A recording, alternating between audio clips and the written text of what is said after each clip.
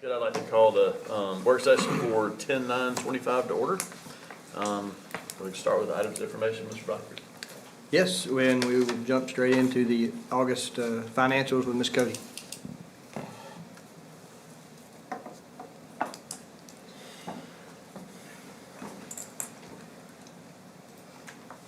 Okay, we'll start with the August budget amendments. We had a couple of decreases. The first was for the QBE bonus grant in the amount of $1,387,300. And the second was for $517,900 for state school bus funding. We also had two increases. One to record additional property tax revenue in the amount of $688,200, and another for a mini vaping grant in the amount of $10,000. If you'll remember, when we adopted the budget back in June, we adopted it with an estimated 8% increase in the tax digest, and the actual increase came in at 8.67, and that accounts for the $688,200 increase. Then moving on to the general fund financials. August revenues came in at 2.5% of budget, and expenses were at 12.1%. Overall, our budget position stood at 16.7% at the end of August. And then sales tax collections, July collections, which we received in August, totaled $3,599,088. That was a 4.8% increase compared to August of last year. And then I did want to share a kind of quick update looking ahead. August sales tax collections, which came in during September, were up 10.9%. And so that was a little more in line with what we were expecting with the Buc-ee's opening in July. So I'd give a little preview of that. Are there any questions on the financials? Okay, then I will move on to investments. So August interest received was $507,982.22.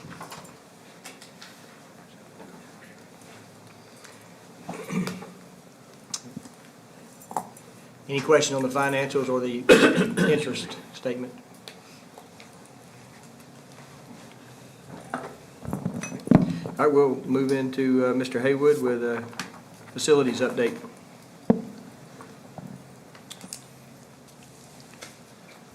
All right, got a few updates to make on our first of our East Splosh projects. College of Coastal Georgia, again, is Performing Arts Center is still progressing well. Not much on the inside has changed, still hanging sheetrock, but have begun painting the drywall in there now. They'll get that finished up. Most of the work now is going on still, and I'll show you some pictures as we go through them. But the windows on the lower level and up in the tower, they've installed all the windows, and they have begun the paving and the grading of the area where you'll walk up to the facility. Moving on to the Glendale Elementary replacement. Of course, we're in phase 2 of the site development. Right now, they are bringing in just a whole lot of dirt and just trying to build up the pads, the building pads. The storm drainage boxes were ordered to yesterday, and Okefenokee REMC has run the conduit for the primary power to the road for the transformer location. Woodrow Sapp will begin well drilling very soon, and lastly, we're still waiting on the LDA permit to dig the third retention pond and the roadway that hasn't been put in yet. And I'll go ahead and pull this up.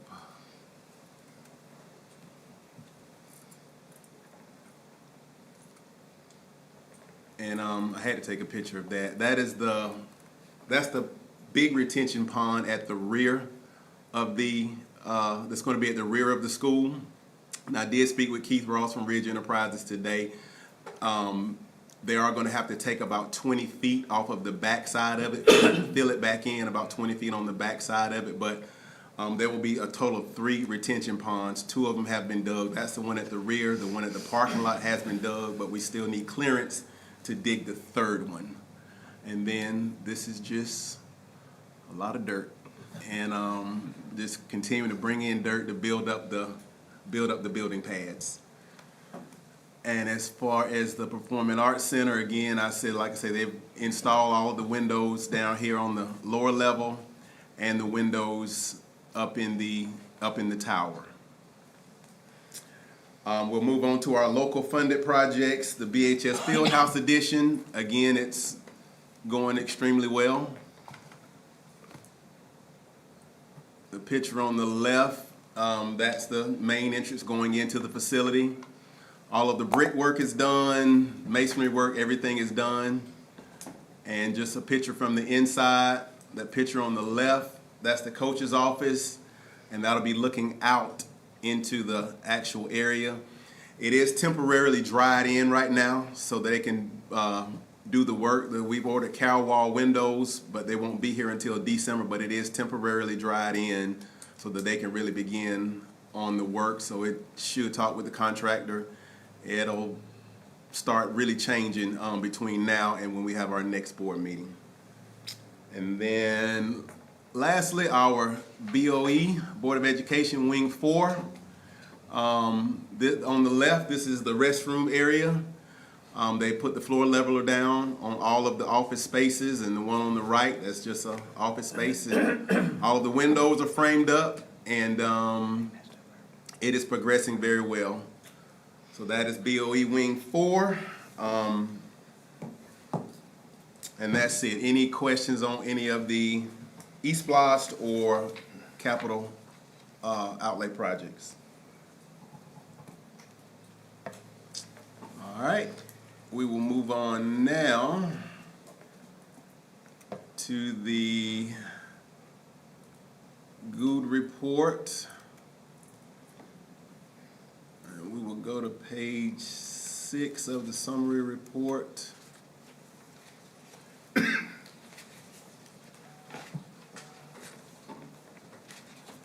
And as you can see, our 5th month collections, which were August 1st through August 31st, we collected $3,266,123,000.96, and that is $321,061.78 more than our collections from this time, same time last year. So you can see they're ranging from, with East Plus 5, from 3.2 to 3.5 million, pretty consistent up to this point.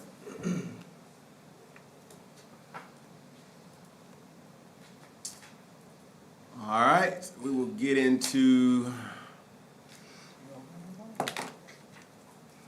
the first item. We have some surplus items that I'm asking for you all to approve for us to be able to auction off or dispose of if no one purchases those items, and we'll do it on Gov Deals as always. But welder, 3 lawnmowers, a flatbed trailer, and a dump trailer that we are wanting to auction off through Gov Deals. So asking the board to approve that. Any questions? How old is this SCAD? How old is that SCAD? She's seen her better days. I would say, I would say it exceeds 10 years easily, and it's very hard miles. Yeah, yes. If you buy it, you need to know how to work on it. Right. You can get a lot of parts, and that's about it. All right. Next, asking the board to please approve the guaranteed maximum price of $46,725,000 for the Glendale Elementary School replacement from R.H. Tyson Construction. And again, this is out of East Bloss 4.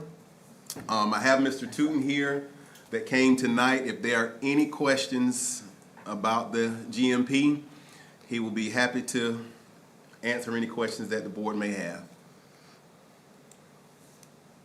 What's a square foot? 126 thousand. It's, So it's about 11,000 square feet bigger than Altama. part of the reason for that is we're adding on some additional space for our Glynn daycare, and which also could be flexible space if needed, particularly for special ed classrooms.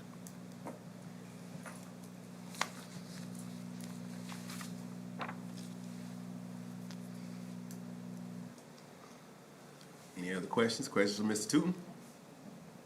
I don't have a Glendale question, but I do have one. If we could go back to the, Performing Arts Center real quick. What have we, and you don't have to go back to the pictures or anything. What have we paid out so far, either percentage wise or total dollars? We're right at about 12 million that we've paid out, I think, the last payout. Is that correct, Avery? At Performing Arts, I think, wasn't the last payment, we were at the 12 million mark? Yes. Okay, all right. And we just paid a payment this week, I think. Yeah, I think we were Okay. a little over 12 million, so we have 8 million. All right, good deal, thank you. All right, moving on to the Brunswick High School old gym sanitary system replacement. I'm asking the board to approve $309,000 for the replacement of the sanitary system on the south side of the old BHS gym, and that is the side closest to the baseball field.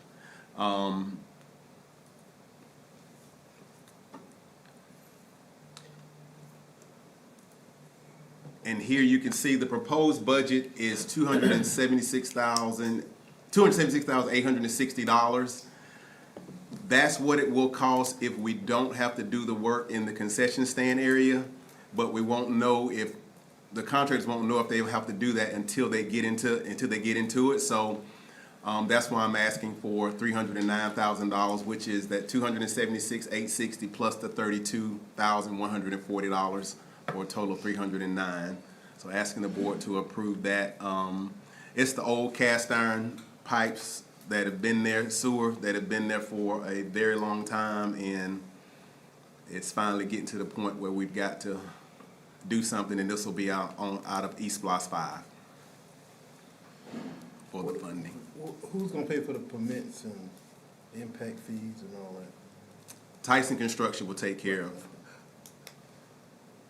They'll handle all of that. Yeah, there's no additional tap-in fees or anything such as that. This is connecting, and Mr. Tootin can correct me, but these sanitary lines will be connecting into the lines that we just recently replaced when we did the parking lot out back. So it all is a continual cycle of that system. That is correct. We connected as close as we could to the building. Right. The lines under the building are 50 years old. Yeah, so we had replaced everything that taps into joint water sewer. We had ordered to replace that all the way to the building when we did the parking lot.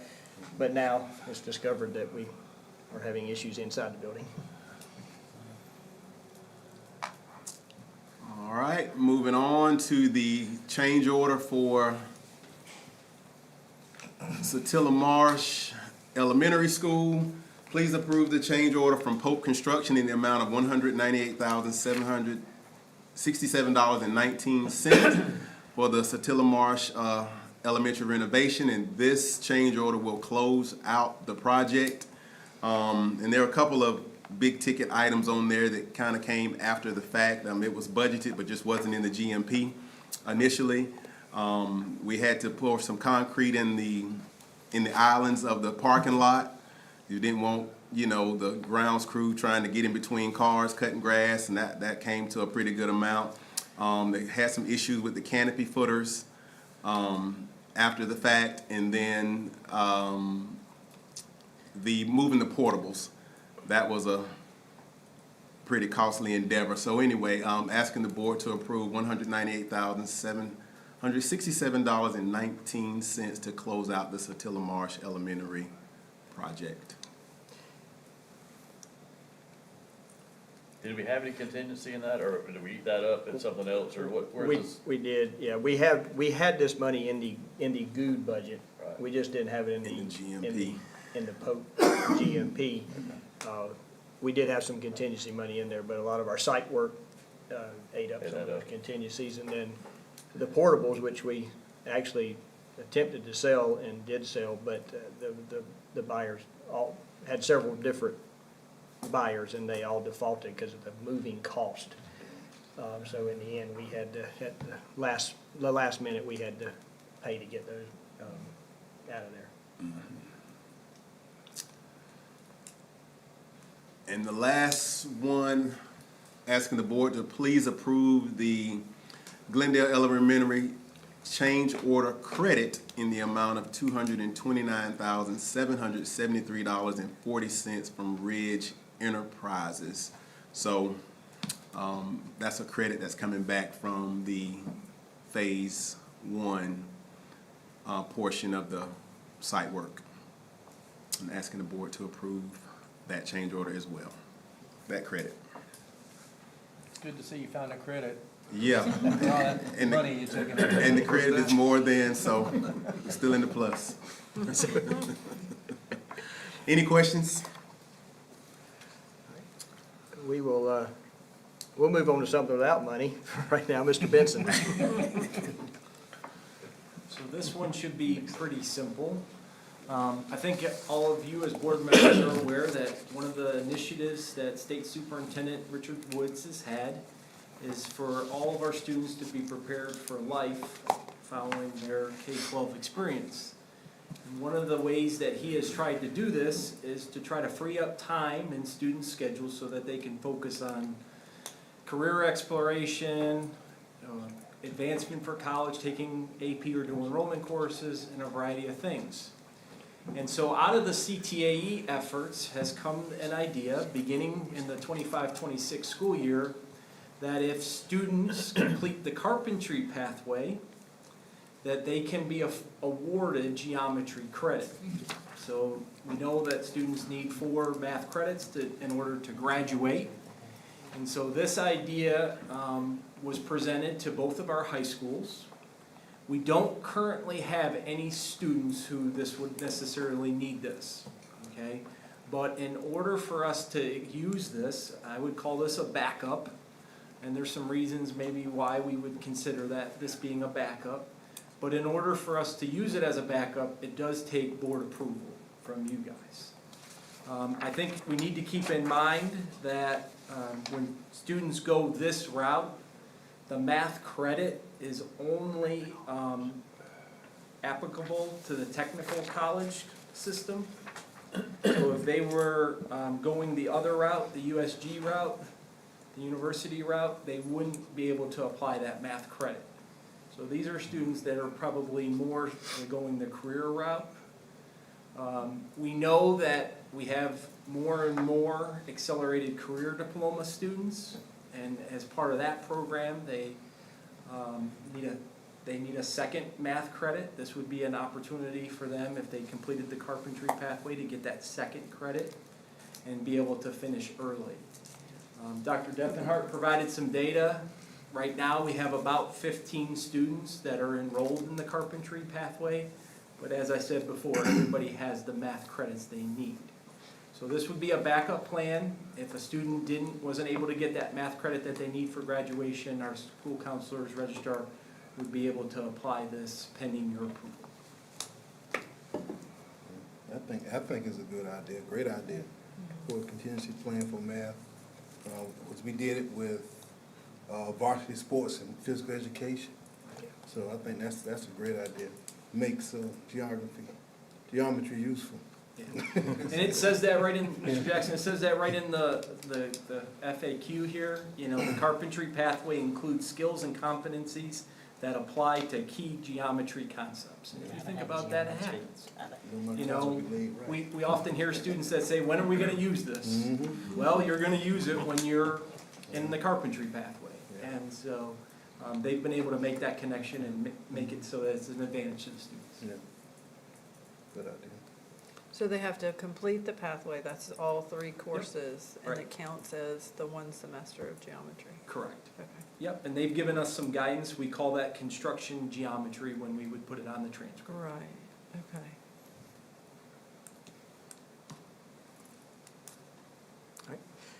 We will move on to Dr. Deppenhart with the Economic Development Partnership designation.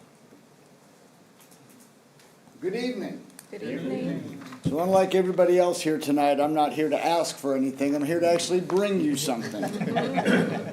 So Throughout last school year, Glynn County Schools CTAE participated in the Economic Development Partnership Review with the Georgia Department of Ed.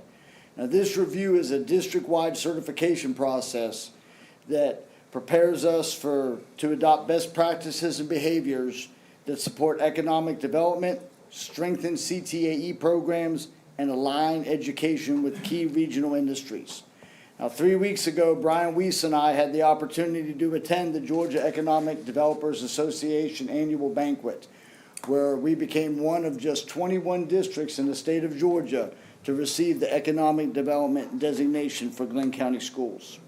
Okay, so in addition to this plaque that I'm presenting to the district here tonight, we also received a grant from Georgia Power for $3,500, which we are using to help offset the district's cost of this year's teacher externship program. So this is for the district. Thank you.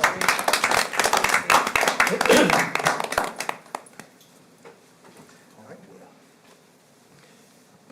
Thank you, Dr. Depenhart. We will move on to Ms. Haywood. Good evening, everyone. I'm here tonight to ask the board to consider a new policy, JCDAF, and it's entitled The Use of Electronic Devices by Students. House Bill 340, which is connected to the distraction-free law, has required that local school systems and boards establish clear policies and procedures to remove access to personal devices during school hours for students grades K through 8. As shared previously, when we talked about the distraction-free back in August, the bill has exceptions for this policy. Those exceptions are deal with plans such as IEPs, 504s, or medical plans that are developed with parents and guardians and academic teams. The policy must be in place by January 1, 2026 per law. And so placing this policy on the table for 30 days would ensure that our district is in compliance with state law. So we're asking if the board will consider this policy for, to sit on the table for 30 days for any public revisions or discussions, and then if you would consider it for adoption in November. Well, we don't have a choice. Right. No, we don't. No, we don't, but. You say that so nicely, and it's like, but it started out with, you don't have a choice. But thank you. Yes, And these are the procedures we're already using. As we started the school year, the policy does say K-8, although, because this limits use totally during the school day. As you may know, 9 through 12, we also limit cell phone use during the actual class period time. But the state law for K-8 is bell in the morning till dismissal in the afternoon. So we'll still be handling our 9-12 just through our regular procedures, and there's not a requirement for a policy on that. thank you. Back to spending money. Yep. Mr. Waters. Spending money. Mr. Waters. Back to spending. We had a little break for, To make you feel better, we did offer free candy tonight.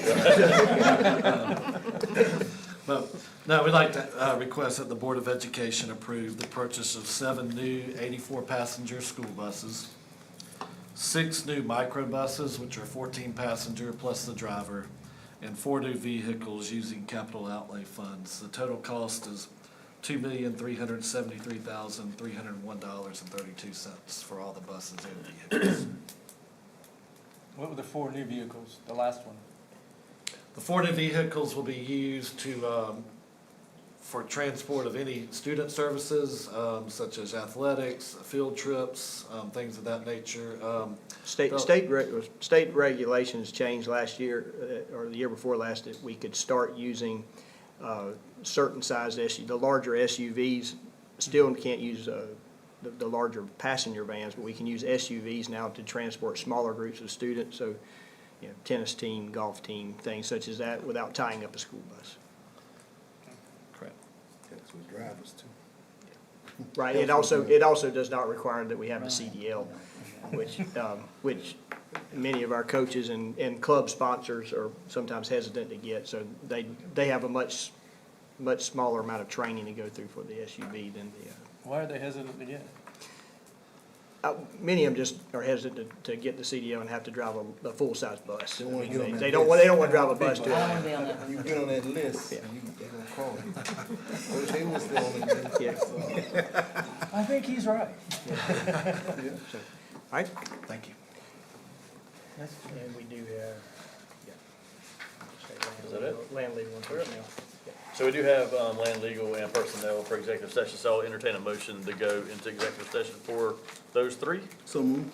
Moved by Mr. Jackson, Second. second by Mr. Dodge. Go into executive for land, legal, and personnel. Any discussion? All those in favor? That's unanimous. 6-0. All right. Personnel first.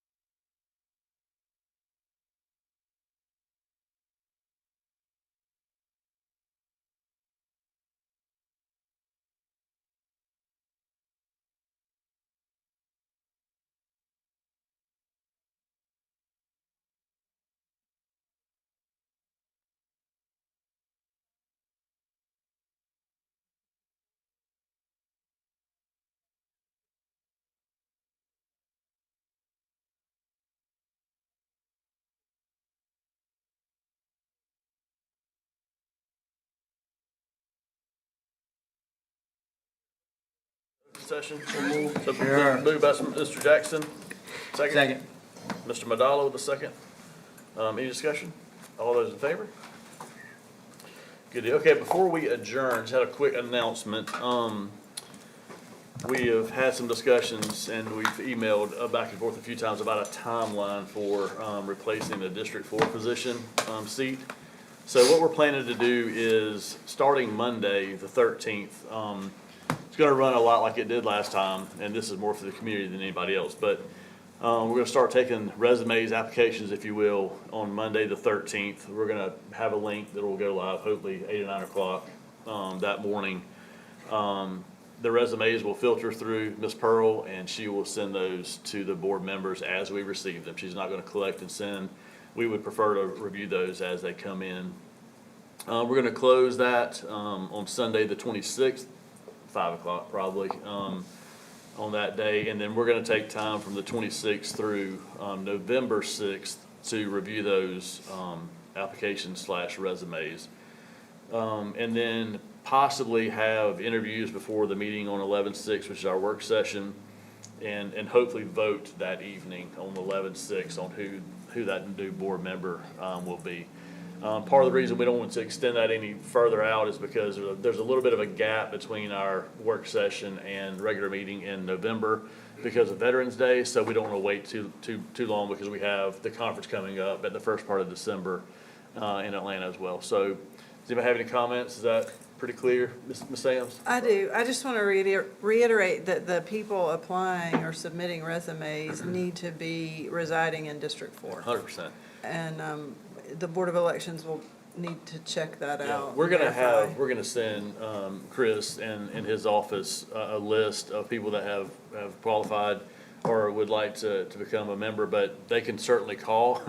I would think you would do that ahead of time anyway, but we had a little issue last time. So if you're thinking about sending a resume in, please do your diligence and check that first with the Board of Elections. That'd be great. Save us all a little bit of time at the end, so, Primary residence, correct. that's one thing that a lot of people miss. It has to be your primary residence. Can't be I mean, do we around. really have Your to, I mean, do we domicile. really have to say? What's on your voter registration? I mean, if you can't figure that out, please don't send a resume in. I just want to go on record by saying that. If you don't know where you live or where you vote, please do not send us an application. I'd appreciate it. Lord help us. Any other discussion? Tonight. Hear a motion to adjourn? So move. Moved by Mr. Jackson, Second. second by Ms. Lee. All those in favor? 6-0. Awesome. Thank y'all very much.